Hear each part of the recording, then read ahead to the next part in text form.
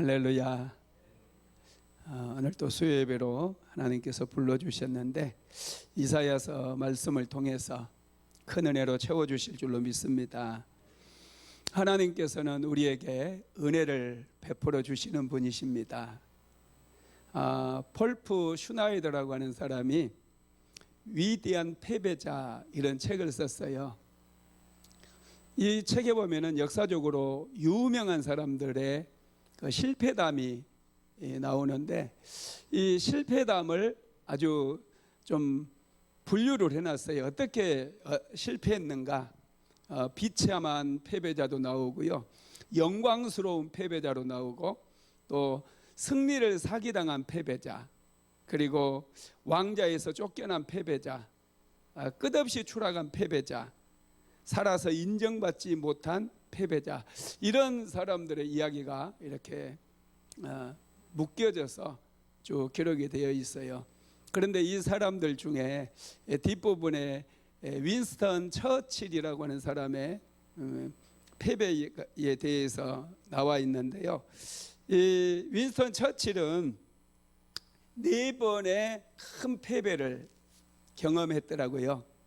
그런데 그것에 굴하지 않고 다시 오뚜기처럼 재기해서 또다시 4번의 큰 승리를 거두는 그런 인생을 살았습니다. 이 처칠은 31살 때 관직에 올라서 이분이 승리를 이렇게 쟁취한 그런 사람이 되는데 31살 때 해군 장군에 오르게 됩니다. 그런데 이분이 오스만이라고 하는 나라, 요즘으로 얘기하면 터키거든요. 이 터키와의 전쟁에서 참담하게 패배를 해버립니다. 그래서 장관직에서 사임을 하게 되고, 다시 이분이 프랑스와의 전쟁이 반발했을 때 다시 공직에 오르게 되어지고요, 이분이 그때 당시에 또 요즘으로 얘기하면 군수 물자를 대주는 그런 관직에서 일을 합니다. 그러다가 이 윈스턴 처칠이 탱크를 만들어요, 처음으로. 그래서 이 탱크 덕분에 프랑스와의 전쟁에서 승리를 거두게 됩니다. 그리고 나서 전쟁이 끝나니까 처칠이 정치가로 이제 데뷔하기 위해서 하원 의원에 출마를 하는데 떨어져 버립니다. 그런데 3번 연속 하원 의원 선거에서 패배의 쓴맛을 보게 돼요. 그리고 이제 다시 독일이 2차 세계대전을 일으켰을 때 이분이 해군 장군으로 다시 복귀를 해서 연합군을 승리로 이끌게 만들잖아요. 그래서 이제 2차 세계대전의 승리자로 처칠은 영국 수상에 오르게 됩니다.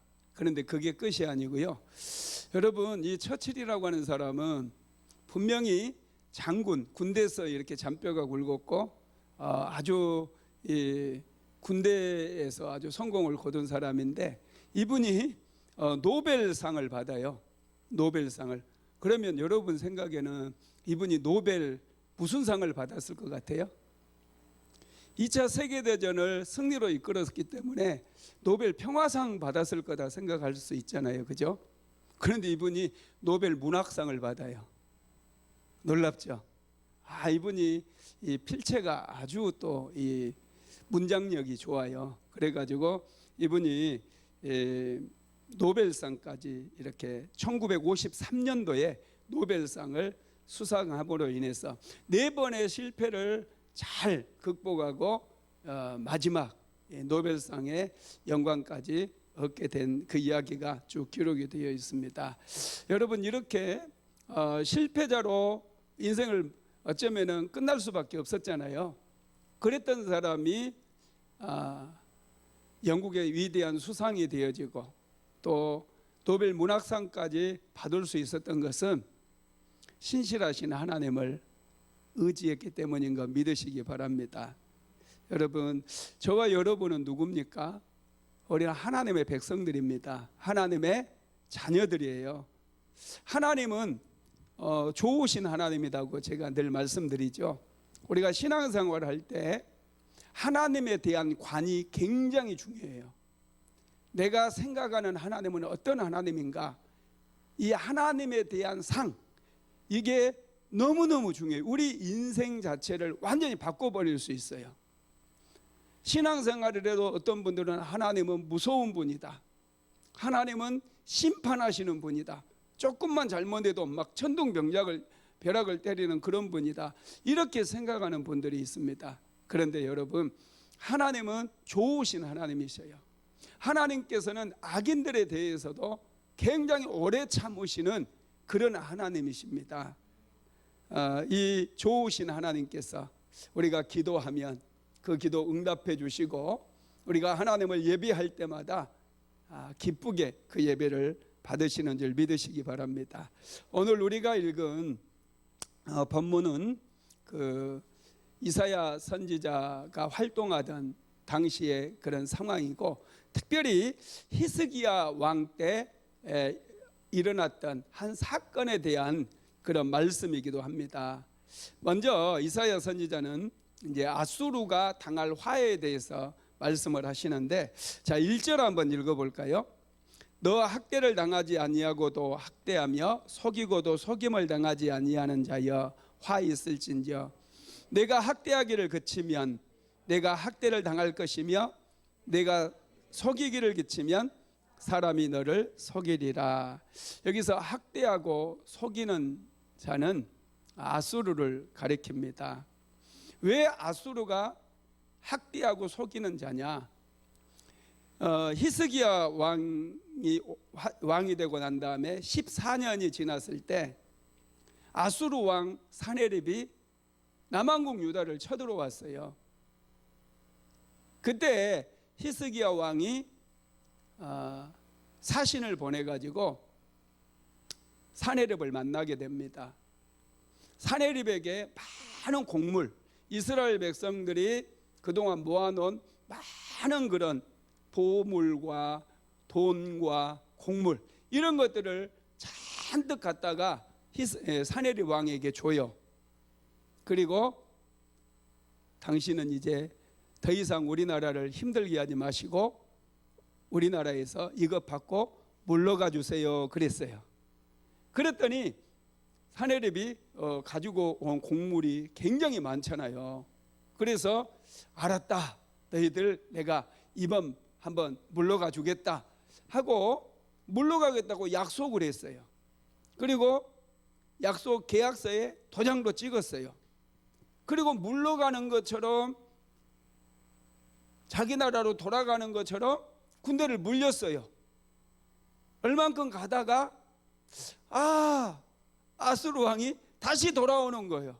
유다 온 땅을 쓸고 다니면서 레바논에도, 그리고 바산에도, 그리고 샤론 평야에도 이 유다 온 땅을 휩쓸고 다니면서 전부 약탈을 해가고, 이제 급기야는 또다시 예루살렘을 향해서 몰려오는 거예요. 그리고 예루살렘을 포위한 거예요. 그래서 지금 너 학대를 당하지 아니하고도 학대하고 속이고도 속임을 당하지 아니하는 자여 그랬어요. 지금 남왕국 유다를, 그리고 히스기야 왕과 그 백성들을 아수르 왕 사네립이 속이면서 학대를 했다라는 거예요. 그게 이제 7절에서 9절까지 구체적으로 나와 있는데요. 한번 7절에서 9절까지 한번 천천히 또 읽어보겠습니다. 보라, 그들의 용사가 밖에서 부르짖으며 평화의 사신들이 슬피 곡하며 대로가 황폐하여 행인이 끊어지며 대적이 조약을 파하고 성읍을 멸시하며 사람을 생각하지 아니하며 땅이 슬퍼하고 세잔하며 레바논은 부끄러워하고 마르며 샤론은 사막과 같고 바산과 갈멜은 나뭇잎을 떨어뜨리는도다. 아멘. 여기에 보니까 7절에 보니까 평화의 사신들이 슬피 곡하며, 이게 이스라엘의 이 남왕국 유다의 사신들이 이제 다시 그 사내립이 군대를 이끌고 예루살렘으로 밀고 오니까 가가지고 당신들 왜 물러가기로 했는데 왜 또 왔느냐? 그러니까 내 맘대로야. 야 짱시 맘대로지 뭐 이러면서 뭐 뻔뻔하게 구는 거예요.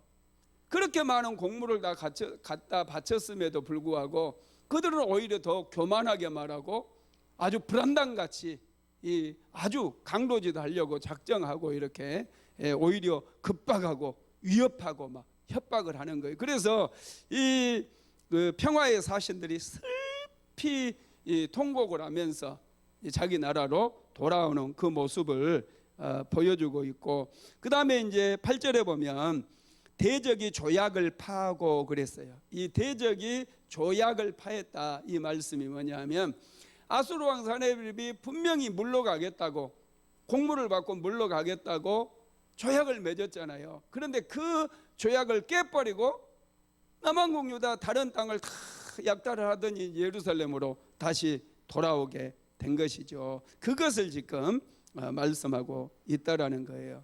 잠시 물러가는 듯 그렇게 했지만은 예루살렘에서는 물러갔지만은 레바논 지역이나 바산은 얼마나 기름진 땅인지 몰라요. 샤론 평야도 마찬가지고, 샤론 평야에도 여러분 아주 곡창지대입니다.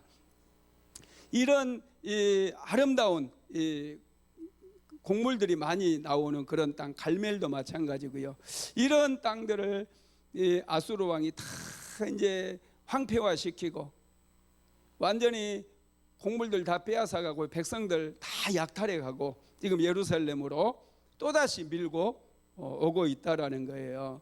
그래서 이스라엘 백성들은 얼마나 고통스럽겠습니까? 그래서 이제 이사야 선지자는 1절에서 아수르의 그런 아수르를 하나님께서 반드시 심판하실 것에 대해서 얘기를 하거든요. 그러면서 2절에서 보면은 이사야 선지자가 하나님 앞에 기도하는 모습이 나와요. 이사야 선지자가 하나님 앞에 어떻게 기도하느냐, 이 기도가 아주 중요하니까요. 한번 또 읽어볼까요? 2절 한번 읽어볼까요? 여호와여 우리에게 은혜를 베푸소서. 우리가 주를 앙망하오니 주는 아침마다 우리의 팔이 되시며 환난의 때에 우리의 구원이 되소서. 지금 아수르가 언약을 깨버리고 이 조약을 깨버리고 또다시 이스라엘 백성들을 고통에 빠뜨리고 온 땅을 다니면서 사람을 잡아다가 포로로 끌고 가고 종으로 삼아버리고 여자들을 막 유린하고 모든 재물들을 다 약탈해 가버리고 그런 참담한 상황이거든요.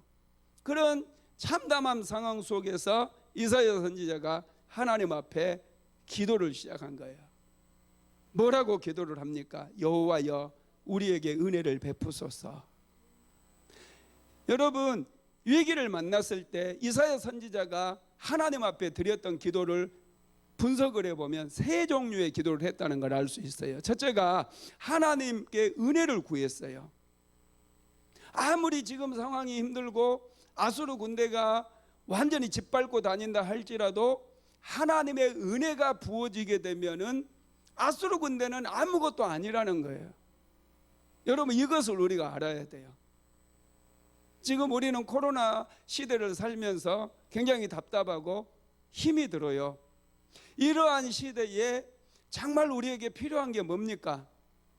물질이 아니에요. 사람 만나고 조금 위로받는 거, 그게 아니에요. 하나님으로부터 은혜가 부어지는 거예요. 이사야 선지자는 이걸 알았어요. 지금 정말로 이스라엘 백성들에게 필요한 것이 무엇인가? 이스라엘 백성들이 살 수 있는 그것이 무엇인가? 이사야 선지자는 그것을 너무나 잘 알았기 때문에 지금 이 참담한 상황 속에서 아수르 군대가 속히 물러가 달라고, 하나님 아수르 군대를 진멸해 달라고 그렇게 기도한 게 아니라 하나님 은혜를 베풀어 주세요. 하나님의 은혜만 임하게 되면 우리가 살 수 있겠습니다. 그렇게 하나님의 은혜를 구했다는 거예요. 가정에 또 아픈 사람이 생기고 또 몸이 점점 쇠약해지고 힘든 그런 상황이 우리의 삶에 늘 찾아오잖아요.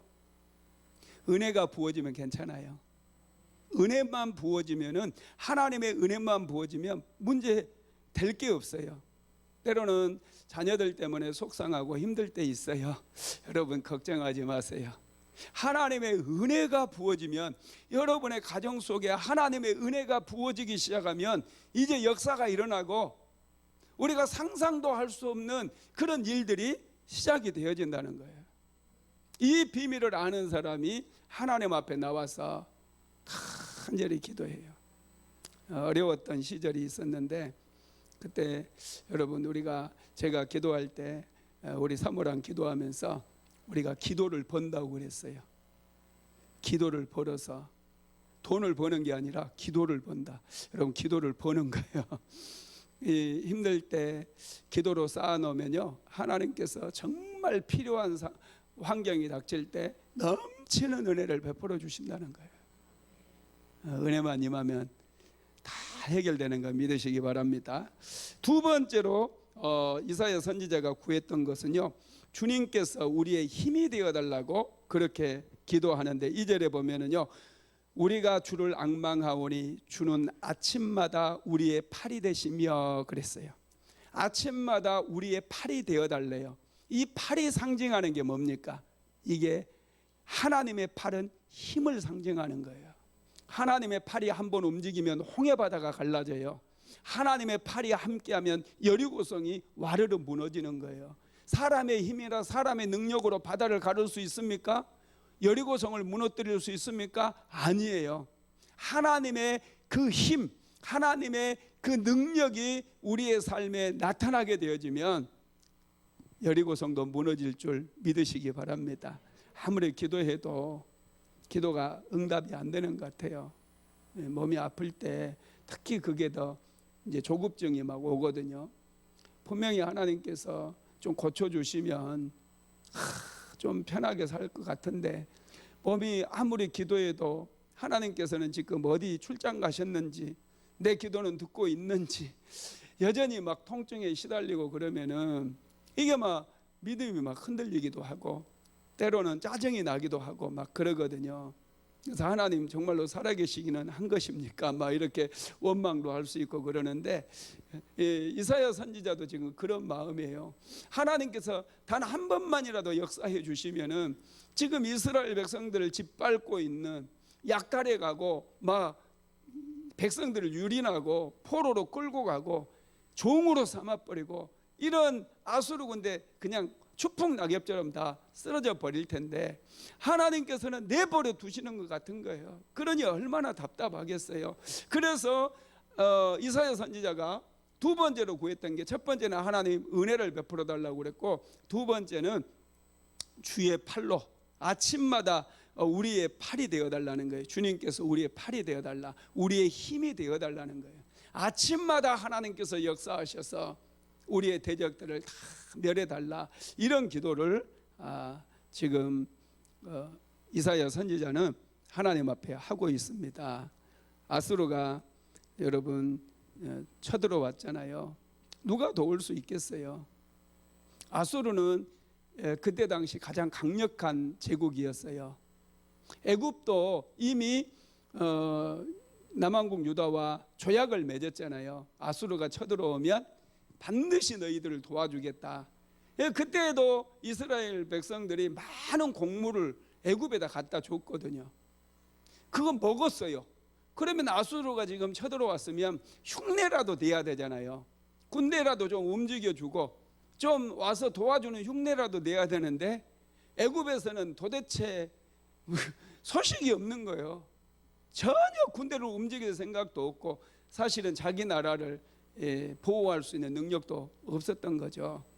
여러분 정말 위기를 만나면 도와줄 수가 없어요. 전에 우리나라도 중국에서 우리나라 사드 배치할 때 있잖아요. 사드, 성주에 사드 배치하고 그럴 때 중국은 강력한 나라, 큰 나라잖아요. 우리나라 사람들은 뭐 중국도 많이 무시하고 그러는데, 세계에서는 중국을 무시를 안 해요. 전 세계 사람들은 중국이 아주 큰 잠재력을 가진 나라일 뿐만 아니라 지금도 막강한 힘을 가지고 있어요. 세계적으로 우리나라 사람들이 중국을 제일 무시해 버린대요. 이 중국이 여러분 이 사드 배치한 것 때문에 경제적인 막 제재를 가하고 경제 보복을 시작했잖아요. 그래서 중국 관광객들이 엄청나게 한국에 왔었어요. 막 명동에 가면 중국 사람들 때문에 막 전철에서도 막 중국 사람들 가는 데마다 중국 사람들이 막 바글바글 했거든요. 그런데 이 사람들이 다 끊어버렸어요. 한 명도 안 와, 한 명도. 그러면은 여러분 그렇게 중국 사람들 때문에 이제 막 그 중국 사람들을 위한 모든 그 관광 상품들 만들고 막 그랬었는데 그 사람들 다 엄청나게 힘들어지고 또 국가도 또 세금이 그만큼 줄기 때문에 힘들잖아요. 무역 전쟁이 생겼으니까. 그러면 좀 누군가가 어떤 나라에서 좀 도와주고 그러면 얼마나 좋아요. 근데 미국이라 할지라도 우리를 도와주지 않았잖아요. 일본은 오히려 지놈들은 나중에 우리나라 뭐 반도체 수출 규제까지 해버리고 그죠? 경제 보복 그 사람들도 하고 그러잖아요. 여러분 세상은요 우리 생각대로 돌아가지 않아요. 누군가가 나를 도와주겠지 했는데 나중에 어려움 만나면 그 사람이 제일 먼저 모른 척하고 돌아서 버려요. 신기해요. 여러분 이런 때에 우리가 인생 살면서 사람 의지하지 않고 하나님을 먼저 바라보고 하나님을 의지해야 된다라는 거예요. 그래서 매일마다 여러분 기도할 때 이사야 선지자처럼 여호와여 은혜를 베푸소서, 주여 아침마다 주님은 우리의 팔이 되어 주시옵소서, 이런 기도가 필요해요. 하나님께서 도와주시면 여러분 너무나 쉬워요. 제가 우리 몇 번 말씀드렸는데 그 오병이어의 기적을 일으킬 때도 그렇잖아요. 예수님께서 빌립에게 이 사람들에게 떡을 갖다 줘라 그랬더니 빌립이 딱 계산이 나오잖아요. 이 사람들에게 한 입씩만 돌아가게 한다 할지라도 200데나리온의 돈이 필요하다는 거예요. 200데나리온이면 여러분 한 사람 1년 품삯이거든요. 그러면은 최소한 한 3천만 원 되는 돈인데 3천만 원 되는 돈이 여러분 얼마나 큰 돈이에요. 그런데 한 사람 한 입밖에 안 돼요. 그런데 여러분 하나님께서 한 번 도와줬어요. 하나님께서 이 보리떡 5개와 물고기 2마리를 가지고 예수님께서 축사하셨을 때 하나님께서 딱 한 번 역사하셨는데 이 보리떡 5개하고 물고기 2마리로 사람들이 한 입씩 먹었나요? 배부르게 배 터지게 먹었어요. 배 터지게 먹고 12광주리가 남아버렸다는 거예요. 여러분 이 원리를 항상 우리는 기억해야 돼요. 사람이 도와주는 것은 항상 부족해요. 아무리 많이 도와줘도 부족해요. 하나님은요 굉장히 풍성하신 분이에요. 하나님은 좋으신 분일 뿐만 아니라 아주 하나님은 풍성하셔요. 이 풍성하신 하나님을 우리가 믿기 때문에 항상 우리는 이 풍부 의식을 가지고 살아야 돼요. 하나님께 나오면 하나님이 도와주시면요 차고 흔들어서 넘치도록 그렇게 우리의 인생에 복을 주셔요. 이 한 조각, 이 한 입 주시는 분이 아니에요.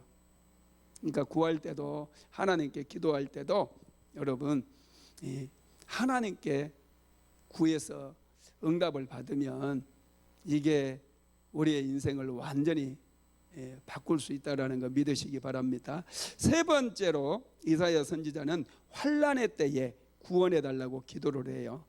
2절의 마지막 부분에 보면 환난의 때에 우리의 구원이 되소서 이렇게 기도합니다.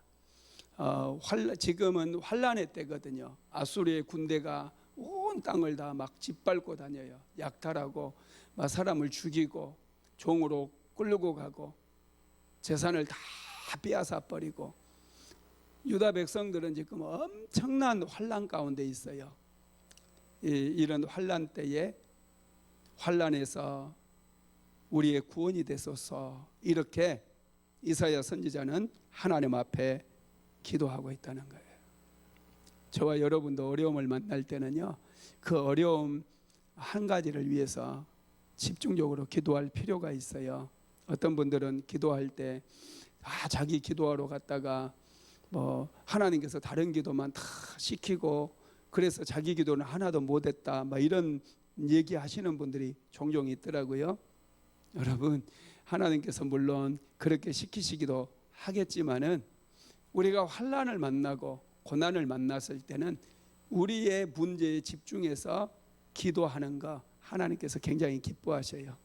이사야 선지자는 지금 이스라엘 백성들이 당한 그 환난 때문에 하나님께 그 환난들을 올려드리면서 이 환난에서 우리를 건져주소서 이렇게 기도하고 있다라는 거예요. 왜냐하면 하나님만이 이런 환난에서 건져주실 수 있는 능력이 있음을 이사야 선지자는 알았기 때문에, 그래서 이제 이사야 선지자가 이렇게 세 가지로 하나님 앞에 기도를 올려드렸을 때 하나님께서 움직이시기 시작해요. 놀라워요. 아수르를 이제 아주 심판을 시작하는 거예요. 아수르를 어떻게 심판하시느냐? 첫째는요, 요란한 소리로 놀라게 하셨는데요. 이사야서 33장 3절 말씀 한번 같이 봅시다. 요란한 소리로 말미암아 민족들이 도망하며 주께서 일어나심으로 말미암아 나라들이 흩어졌나이다. 아멘. 이 요란한 소리가 어떤 소리냐면 하나님께서 남한국 유다를 이제 도와주시기 위해서 움직이시는 소리예요. 하나님은 여러분 지축이 흔들리는 그런 소리도 내시는 거 믿으시기 바랍니다. 우리가 못 들을 뿐이지 여러분, 이 지구가 자전할 때 여러분 아시죠? 자전, 하루에 한 바퀴씩 돌거든요. 이 자전 속도가 얼마쯤 되는 줄 아세요? 시속 80km 정도 된대요. 그런데 이 시속 80km로 이 거대한 지구가 돌다 보니까 엄청나게 큰 소리가 들린대요. 여러분 혹시 지구 돌아가는 소리 들으셨나요? 우리 귀에는 안 들리죠. 여러분, 하나님께서 특정하게 역사하실 때는요, 어마무시무시한 소리로 역사하실 때가 있어요. 이 적들만이 그 소리를 들게 만들 수 있어요. 그래서 요란한 소리로 말미암아 민족들이 도망한대요. 지금 아수르를 비롯해 가지고 아수르가 점령했던 그 다른 민족들, 그 민족들의 군대까지 다 동원해 가지고 남한국 유다를 지금 치러 온 거잖아요. 하나님께서 지금 일어나셨어요. 하나님께서 남한국 유다를 이제 도우시기 위해서, 지금 아수르를 진멸하기 위해서 지금 움직이시는 거예요. 그러니까 그 움직이기만 해도 엄청난 소리가 이 아수르 군대와 함께했던 그 민족들에게 막 들리기 시작한 거예요. 그러니까 어땠다고 그랬어요? 그들이 막 흩어지기 시작했다는 거예요. 흩어지기 시작했대요. 막 도망하고 흩어진 거예요. 여러분, 사람은요 아무리 강해도 하나님 앞에서는요 정말 웃기는 거예요. 사람의 군대가 아무리 많다 할지라도 하나님 앞에서는 그 군대의 수가요 개미 떼가 다니는 것하고 똑같아요. 아무것도 아니에요. 하나님께서 여러분 개미들이 막 줄지어 가지고 저 동네 개미집을 막 부시러 이렇게 막 우리가 보면은 이 가소롭잖아요. 꽉 이렇게 그냥 그곳에 그냥 침만 한번 뱉어도 개미들은 깜짝 놀랄 수밖에 없죠. 이것처럼 하나님께서 역사하시니까 이 아수르 군대는 개미떼 정도밖에 안 되는 거예요. 하나님께서 역사하시면 홍해바다도 갈라져 버리잖아요. 바닷물이 갈라져 버려요. 하나님께서 움직이시면서 요란한 소리가 그들에게 들려서 그들이 막 다 흩어졌다고 그랬어요. 그 다음에 두 번째로는요 노량물들을 다 빼앗아 버렸다고 그랬어요. 자, 4절 한번 읽어볼까요? 황충의 때같이 사람들이 너희의 노량물을 모을 것이며 메뚜기가 뛰어오른 같이 그들이 그 위로 뛰어오르리라. 아멘. 그 아수르 군대는 지금 남한국 유다 땅만 노력한 게 아니거든요. 이 아수르는 저기 이 메소포타미아 강, 메소포타미아 지역이잖아요. 유프라테스 강과 티그리스 강 그 사이에서 지금 발행했던 그런 나라인데, 이 남왕국 유다로 내려오면서 이들이 아람 나라를 또 약탈을 하고, 또 시돈 페니키아라고 하는 나라가 있었죠. 아주 부잣집이니까 그 집은 털 게 많아요. 거기도 털어왔죠. 그 다음에 이 두로라고 하는 나라도 털어왔죠. 다메섹 막 이런데 전부 이렇게 털어가지고 군인들마다 이 그 보자기, 한마디로 얘기하면 배낭이면은 배낭이 가득가득 그들의 약탈물들이 막 다 차 있었어요. 고대 전쟁은 제가 오후 예배 때도 말씀드렸다시피 털기 전쟁이라고 그래요. 도적질하는 거예요. 남의 것 자기가 다 도적질해 와서 자기들 먹고 살고 막 그래요. 그러다 보니까 집집마다 가서 막 다 털어 담아 온 거예요. 그러니까 이 군인들이 자기들이 자원해서 전쟁터에 많이 나가거든요. 한번 전쟁터에 죽지 않고 살아오기만 하면 떼부자가 돼가지고 옵니다. 고래등 같은 기와집을 몇 채씩 살 정도의 그런 돈을 모아가지고 오거든요. 그러니까 목숨 걸고 전쟁터에 나가는 거예요, 사람들이. 이 전쟁터에 나가가지고 이제 그냥 이제 남왕국 유다까지 쭉 그냥 자기들 그 군량미로 온 게 아니라 동네마다 다니면서 전부 털어가지고 다 모아놨어요. 그 약탈물들이 한 사람당 한 이 배낭이 한 8개씩 될 정도로 이렇게 다 가지고 이렇게 남왕국 유다까지 다 온 거예요. 그런데 황충의 때같이 사람이 너희의 노량물을 모을 것이며 그랬는데요. 하나님께서 마침 메뚜기가, 여러분 이 들판을 한번 쓸고 지나가면 어떻게 돼요? 황충의 때는 메뚜기 때를 얘기해요. 이 메뚜기 때가 이 밭을 한번 싹 쓸고 지나가면요, 나만 아는 게 없어요. 이 중국의 그런 메뚜기 때, 이 메뚜기 때가 한번 쓸고 지나가면 나만 아는 게 없습니다. 하나님께서 아수르 군대를 그렇게 메뚜기 때처럼 쓸어버리겠다는 거예요. 그래서 노량물들, 너희들이 노력해온 그 모든 노량물들을 전부 다 빼앗아 버리겠다, 그런 말씀이에요. 그들은 다 실제로 어떻게 됩니까? 나중에 결국은 그 히스기야 왕 때 아수르 군대 18만 5천 명이 다 전염병으로 송장이 되어버리고, 그 히스기야 사네립 왕만 자기 나라로 겨우 목숨을 건져서 도망가잖아요. 그들이 쌓아놓았던 이 노량물들, 그들이 가지고 왔던 그게 그동안 그 집집마다 다니면서 털었던 그 모든 노량물들이 다 남왕국 유다 것이 돼버리는 거예요. 그게 놀랍죠. 하나님께서 그렇게 다 빼앗아 버리겠다고 말씀을 한 것이죠.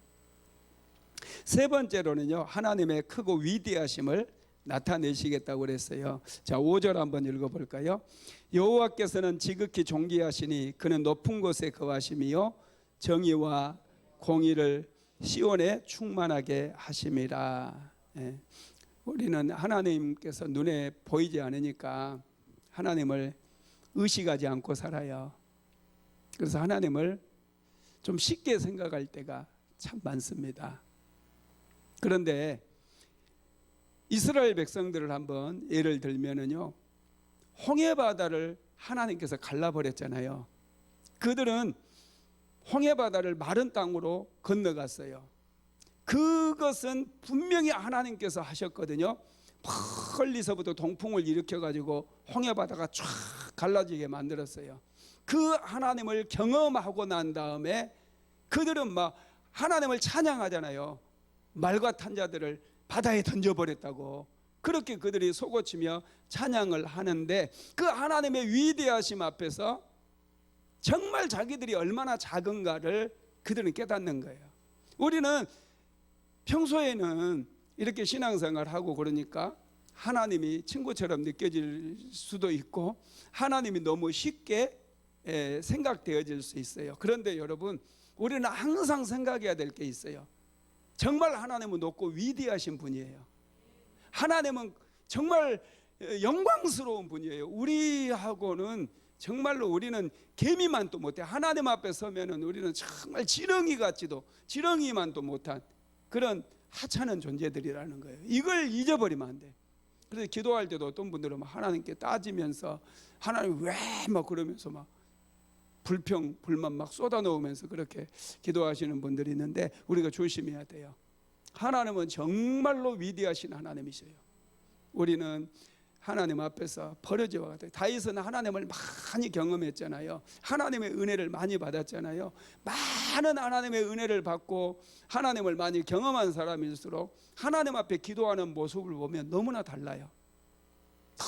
너무 우리 자신은 버러지와 같다라는 것을 알기 때문에 다윗은 그래서 지렁이와 같은 자기라고 얘기하잖아요. 맨날 기도할 때. 야곱도 마찬가지고 하나님을 많이 경험한 사람일수록 하나님 앞에서 겸손하게 되는 거죠. 저와 여러분도 항상 하나님 앞에서 겸손해야 돼요.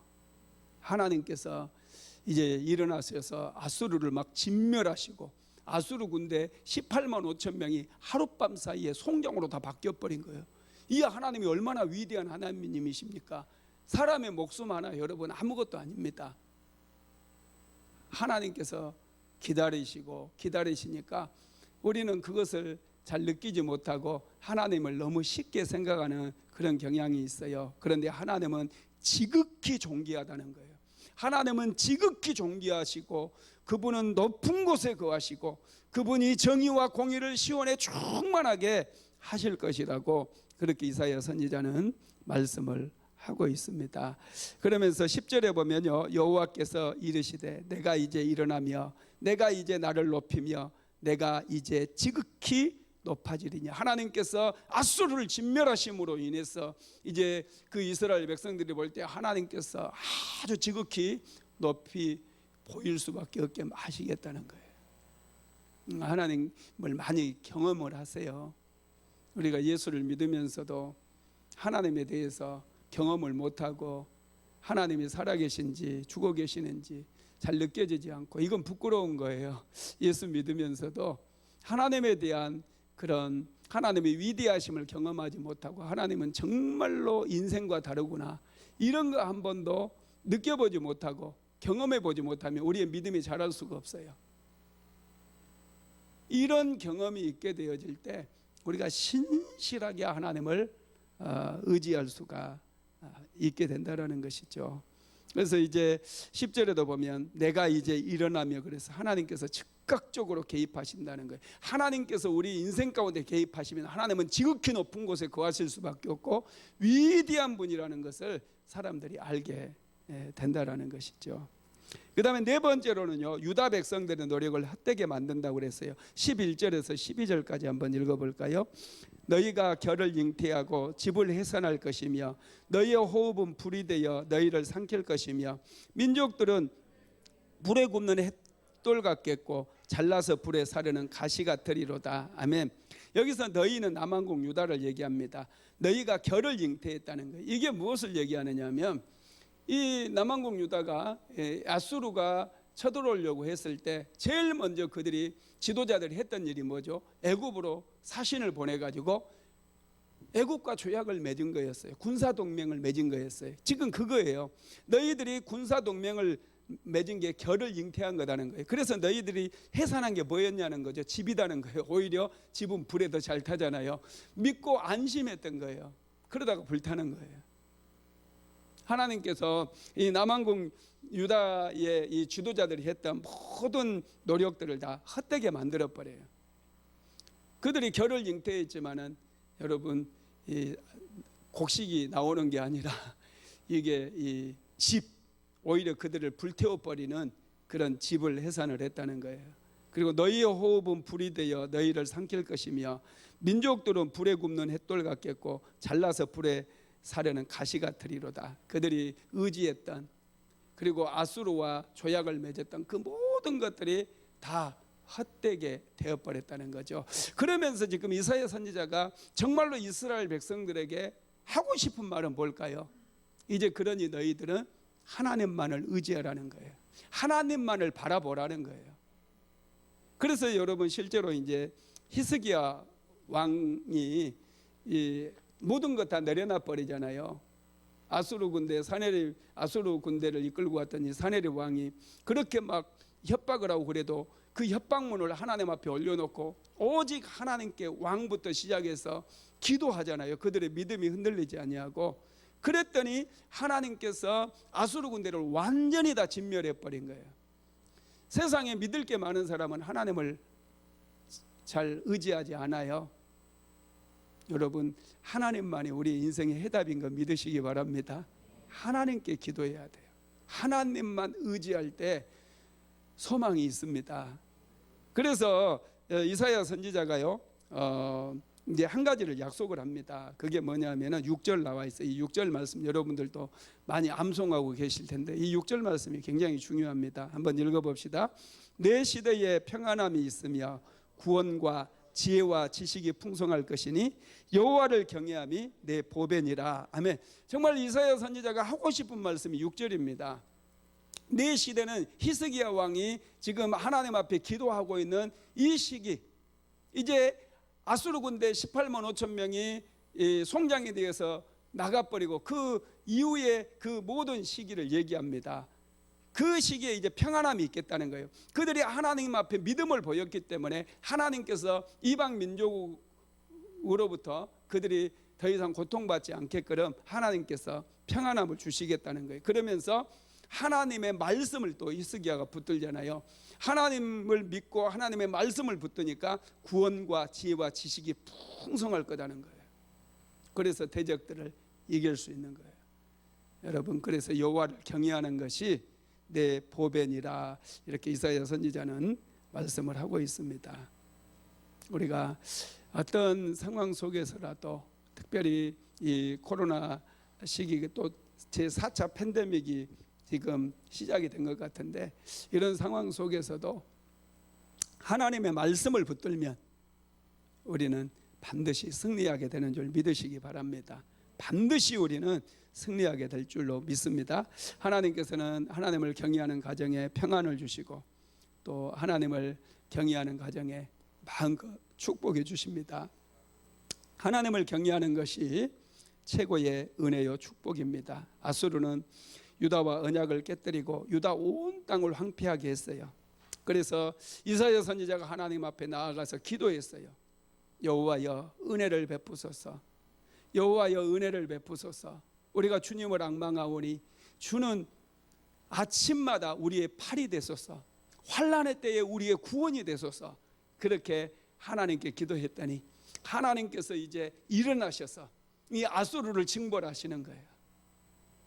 환난이 끝장나게 됐어요. 그리고 정말 이사야 선지자는 6절 말씀을 우리에게 주고 싶어 하십니다. 내 시대에 평안함이 있으며 구원과 지혜와 지식이 풍성할 것이니 여호와를 경외함이 내 보배니라. 여러분, 이 말씀 붙들고 승리하는 저와 여러분 되시기를 주님의 이름으로 축원합니다.